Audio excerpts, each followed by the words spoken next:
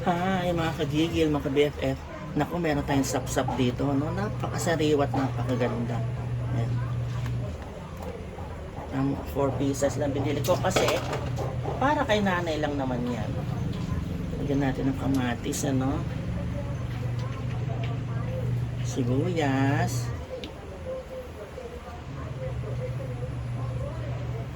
Luya.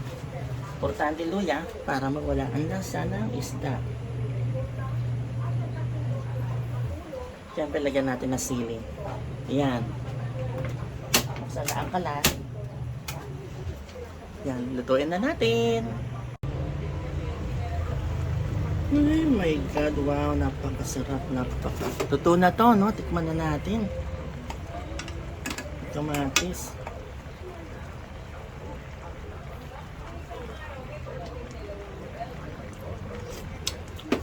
Ay my God, ang sarap mga kagigil, mga BFF. Kain na tayo. Alam mo, pwede rin lagyan to ng ano, kamyas. Ayan.